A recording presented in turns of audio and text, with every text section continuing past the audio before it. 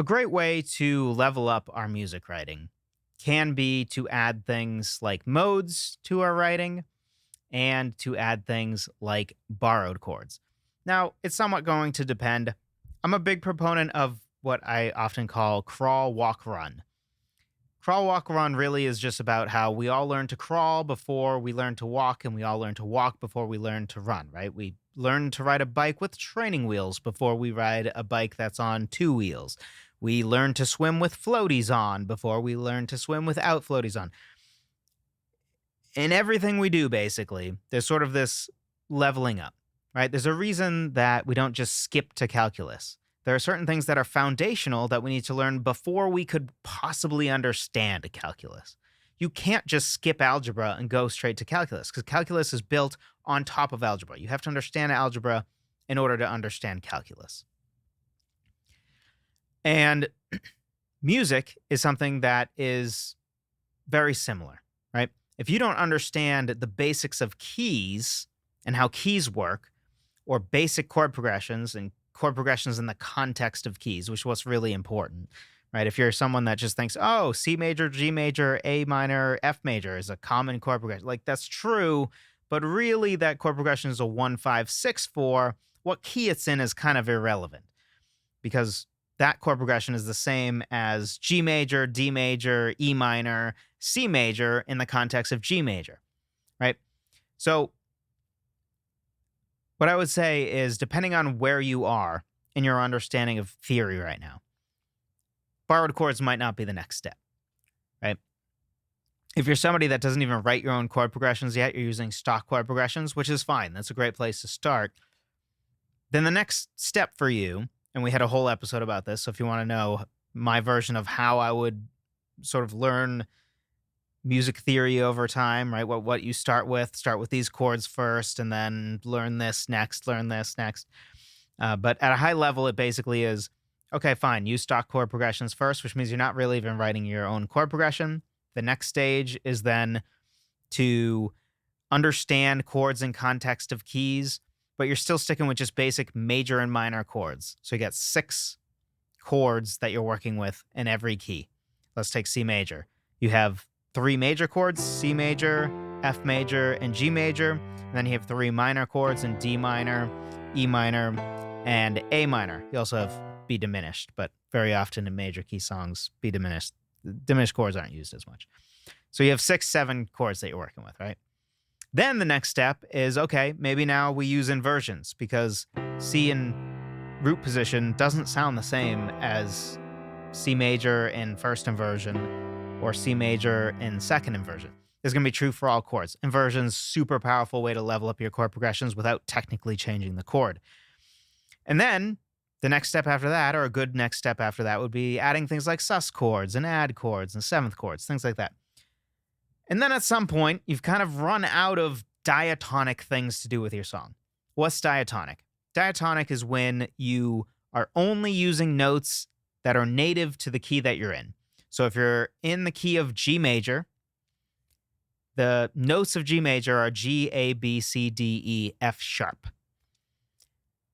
So all those things I just mentioned would be only utilizing those notes. They are diatonic to G major because in the context of G major, whether you're using inversions of chords, you're still using the major and minor chords that are diatonic to the key, sus chords, seventh chords, all those things are going to be diatonic by default. So at this point, we still are writing totally diatonic music, probably. The great next step is to now move into not having everything be diatonic, which is what a borrowed chord would be. So if you don't know, a borrowed chord is basically just when you are taking a chord that is not native to the key you're in, but you're actually borrowing it from a different mode. So for instance, in G major, there is no F major chord because there's an F sharp in G major, as we covered. So there actually is an F sharp diminished chord, is what's diatonic or native to G major, would be that F sharp diminished. So if instead we were to borrow a chord from maybe the minor key, so G minor instead of G major, or a mode like G mixolydian, that is what a borrowed chord is, right? So, for instance, if we have an F major chord in the context of G major doesn't have an F major chord because there is no F natural in G major. So, in that context, we would say that's a borrowed chord because we are probably borrowing it from the G mixolydian mode. And we could have a whole discussion about how do we know it's from the mixolydian mode and all that. We're not going to get bogged down with that. That can be a separate episode, maybe, or we've sort of already talked about it with episodes that I had on modes before. But essentially, the mixolydian mode is just take major and flatten the seventh. So in the context of G major, we said we have G, A, B, C, D, E, F sharp. That's the seventh. So if we flatten the seventh, we have F natural now. And then the rest of an F major chord is not just F natural, but A and C, which are already diatonic to G major. So an F major chord in the context of what was G major, we would say that's probably a borrowed chord, borrowed from G mixolydian. And for the record, borrowed chords by definition also have to be from a parallel minor or parallel mode. What parallel means is basically whatever your tonic is stays the same. So G Lydian would be parallel to G major. G mixolydian would be parallel to G major. G minor would be parallel to G major. Not the same as relative. So if we say parallel minor, the parallel minor for G major would be G minor. The relative minor for G major would be E minor. The difference is relative minor means that it shares all the same notes. We're basically just changing the tonic. So E minor has the same notes as G major. All right. That got pretty theory intensive. Hopefully you're still with me. So, borrowed chords. That's what we're talking about. A little bit goes a long way with borrowed chords. So if you are someone that has already understood chord progressions in the context of keys, you're using sus chords like all the time, right? It's second nature to you to use different inversions. Sometimes you just are looking for, all right, I'm kind of sick of what I have. It's like when you first started, right? You do cookie cutter chord progressions that everybody's used a billion times, and then hopefully you get bored of them eventually, and you're like, I want to write my own chord progressions. This is boring. I'm sick of using 1 5 6 4 over and over again. Or, 6 4 5 1 or 2 5 1, all the ones that are just used over and over and over again. So at some point, you kind of get that way, presumably, about diatonic music. And just a good way to keep getting better at writing music is to add more concepts to your tool belt, to your music composition tool belt, essentially. And when you're ready to add maybe a little bit of modes and a little bit of borrowed chords, the temptation, I think, could be to go too far with it and to be like, I'm going to write a whole song in G Lydian, which is fine. I'm not saying you can't do that, or not even necessarily that you shouldn't do that. But what's usually more ideal is to sort of dabble first, right? You don't go, like the first time you take a few steps when you've only been crawling, you don't go right into running, right? You kind of take an uneasy step and another uneasy step. We don't remember our first steps, right? But if you have kids, you know what I'm talking about, right? The first steps are not quite the same as the steps they're taking 6 months later. So opening maybe with a little bit of, all right, let's pick one borrowed chord that I want to have in this next song. I haven't ever used a borrowed chord, so in my next song, I want to have a borrowed chord. Great. A great thing to do is to just choose one place to have it in one song section. And the best song section to do that is going to be the bridge. Why is that? Because the bridge already, basically by definition, is the alternate section.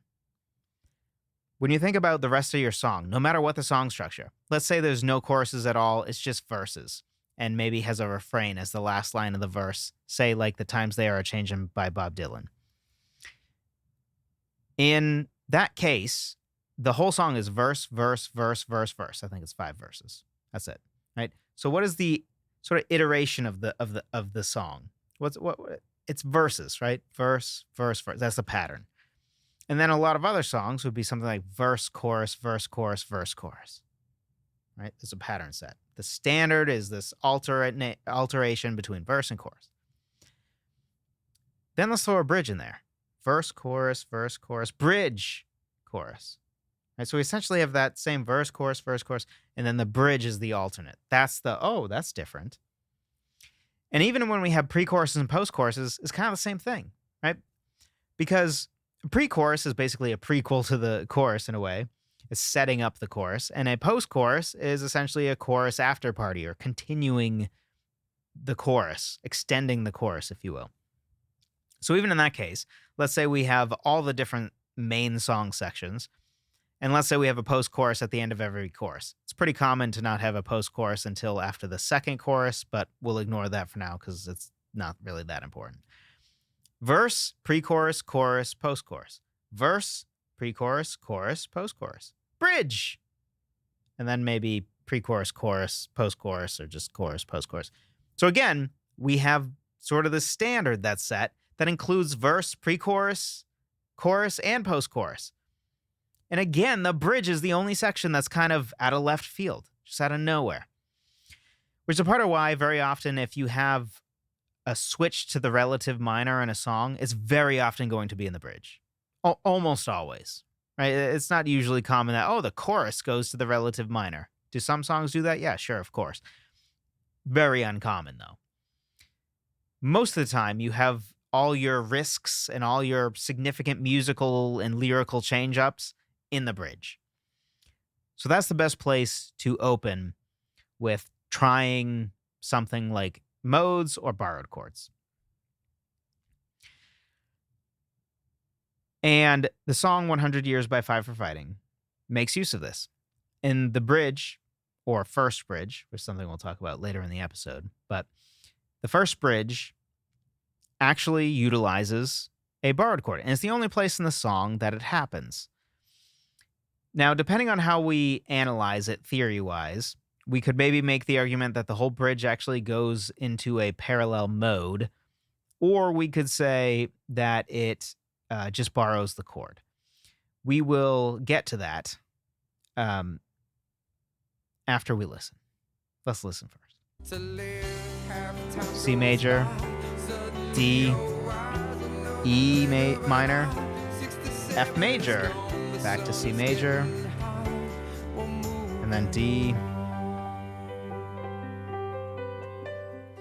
So this song is in G major. This is 100 Years by Five for Fighting.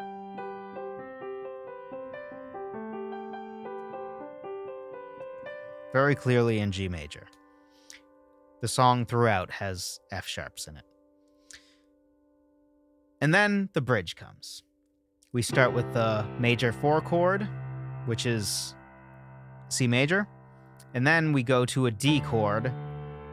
I'm saying a D chord because we're going to revisit this, but depending on where you look, some people seem to think that it's a D major chord, which would be diatonic to G major. That would be what you would expect. It's a major 5 chord.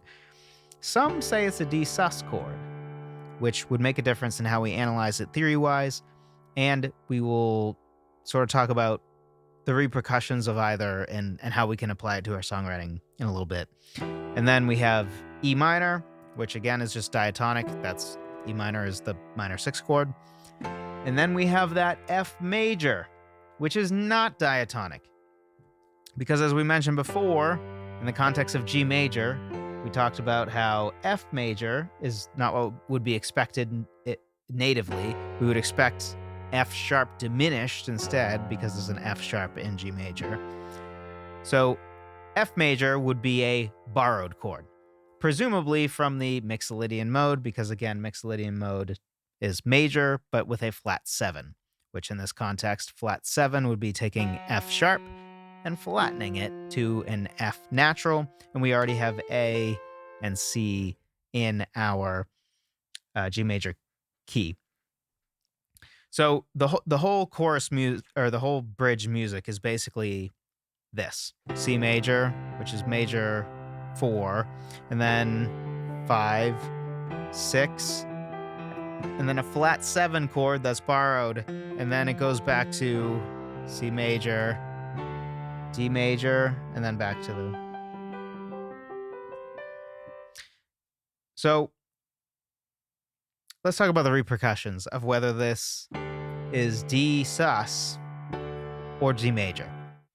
If it's D major, that means that we have D major, clearly D major, because we still have that F sharp in a chord, and then D major is another diatonic chord. And then this is the first time in the bridge that we actually have a flattened 7th. We actually have an F natural.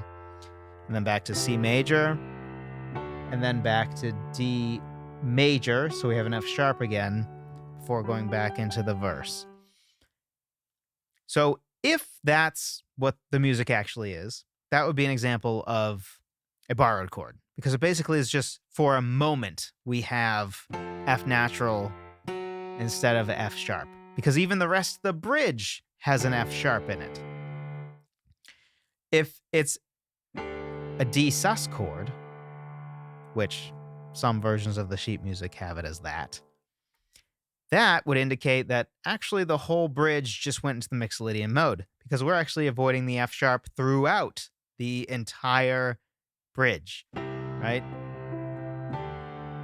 And this sus chords are a very effective way to have a chord, and normally you're expecting that F sharp, right? You're expecting a major 5 chord, but we're not actually, making it minor, which it would be minor, D minor, if we utilize that